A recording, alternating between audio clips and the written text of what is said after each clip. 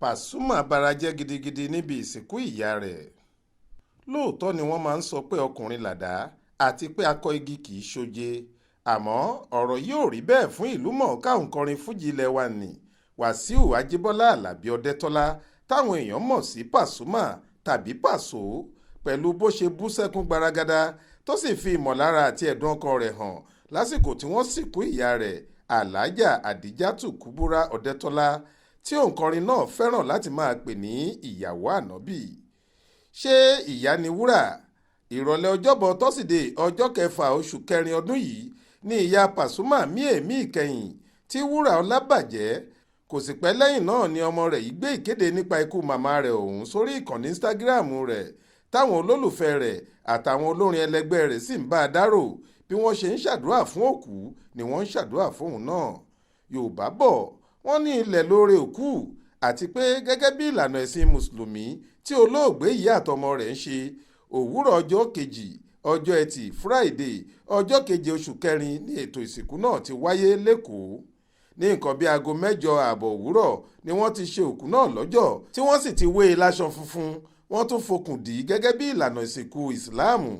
Wọ́n sì tẹ́ sórí ẹni aláwọ̀ búlù kan nínú àgbàlá ilé tí wọ́n gbẹ́ sàréè tí wọn yóò sìnkú ọ̀hún sí. Lẹ́yìn náà làwọn aláàfáà bẹ̀rẹ̀ ètò àdúrà fún òkú. Wọ́n fa háyà lóríṣiríṣi, wọ́n sì ṣàdúrà bí ilẹ̀ bí ẹni fún olóògbé náà.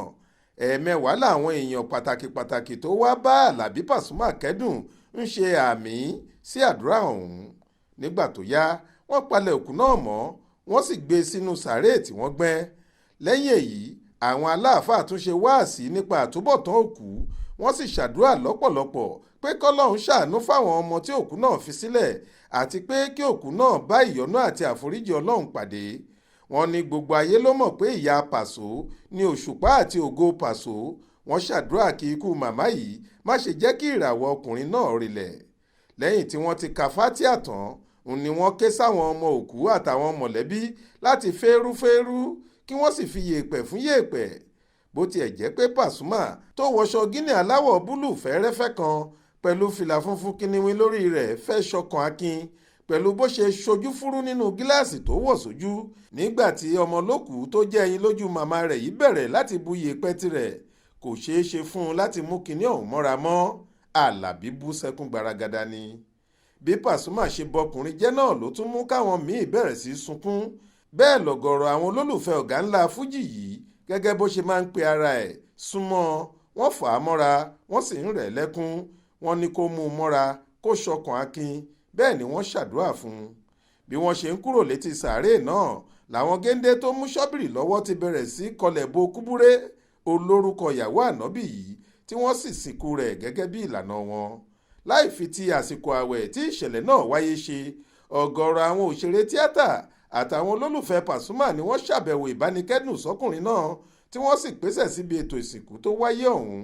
Lára àwọn tó dúró gbágbáágbá ti Pasuma lásìkò ìsìnkú náà ni alága ẹgbẹ́ tó mójútó àwọn ibùdókọ̀ èrò àti gáréèjì nípìnlẹ̀ Èkó, Alhaji Musiliu Ayinde Akínsànyà táwọn èèyàn mọ̀ sí MC Olúọmọ. Ọ̀gá àwọn onímọ́tò tẹ́lẹ̀ rí yìí wà níbẹ̀. Bákan náà ni Taiwo Hassan táwọn èèyàn mọ̀ sí Ògògó, Sulaimon Alao òǹkọrin fújì tí wọ́n ń pè ní Màláíkà àtàwọn òṣèré míì wà níbi ètò ìsìnkú ọ̀hún. Faith Adébọlá ló ń jábọ̀ ròyìn fún iléeṣẹ́ tẹlifíṣàn Aláròye online.